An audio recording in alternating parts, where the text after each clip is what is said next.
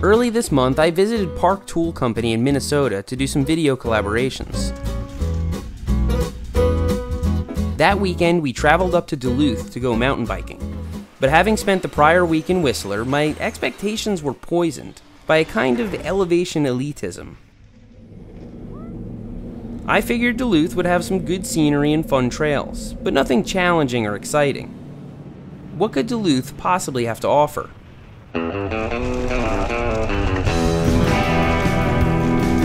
Wow. Well, big, scary rock rolls for one.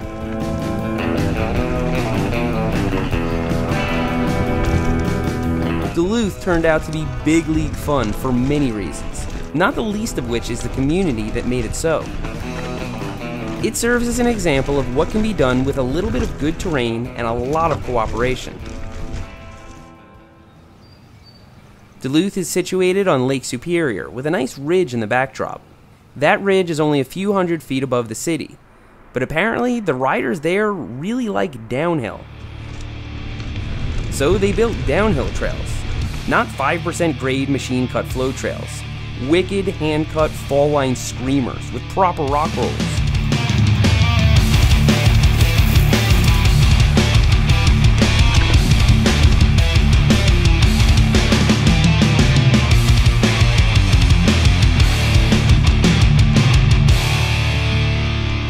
And they have a downhill park, a lift access downhill park with 600 feet of vertical.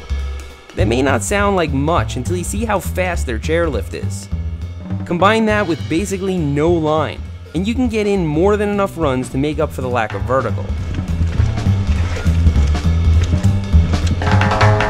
Should you prefer a more holistic mountain biking experience, Piedmont offers the full gamut. From those steep downhill trails I mentioned to relaxing cruises through the woods. And the urban waterfront views aren't too terrible either. But in the day and a half I spent at Duluth, I probably rode most of what they had. Compared to other places, Duluth hasn't been in the game for very long. So it's developing, slowly, by hand. Quality over quantity. Pickaxes over bulldozers. Speaking of hand-cut goodness, this trail is actually at the downhill park, but only used during enduro races.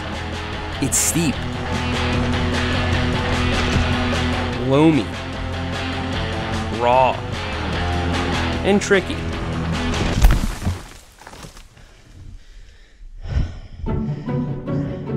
Since we're already on the topic of eating it, check out this rock garden.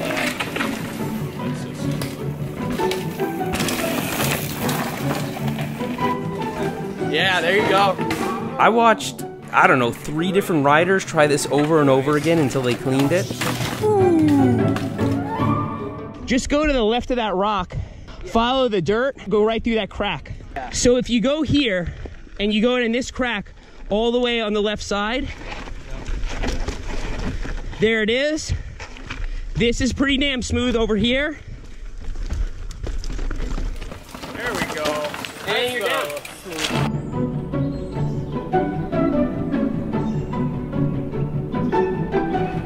Keep it up. Yeah. Yeah!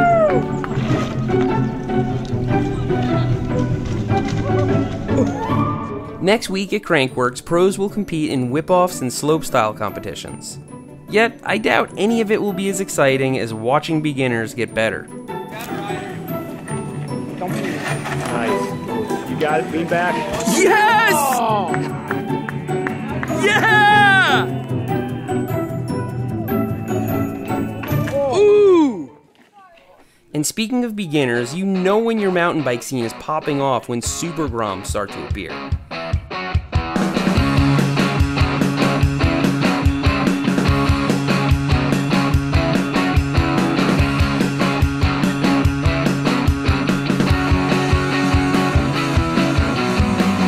In a few years, she'll be coming to a bike park near you to dish out some embarrassment. Another thing I like about Duluth is the people. So we got a different problem now. I can't find my phone. And Find My iPhone isn't working for some reason. I have no idea why not. If I don't find it, Gonna switch to Android. When my phone went missing, the whole park knew about it within minutes and kept their eyes open. And hopefully it landed right on the trail and not like launched into orbit. Sure, this could have had something to do with me having a big YouTube channel, but I really think they would have done the same for anyone. There's a battery. And after retracing our steps, we got word that someone found my phone by the jumps. No way, dude! It was on the skills part. Oh my God, thank you so much. Yeah. I met Adam and Tate at Spirit Mountain. They work, race, and build in Duluth. So it was exciting for them to show me what their city had to offer. But still, I was cautious. What's like the local attitude about showing the trails on video? Are they like, don't blow up our trails? Or They want it. They're like, stoked to have recognition. Yeah. I'm starting to become more cognizant of the effects an audience this size can have on small trail systems. This is why recent videos have taken place in my backyard, private parks, or massive destinations that everyone already knows about.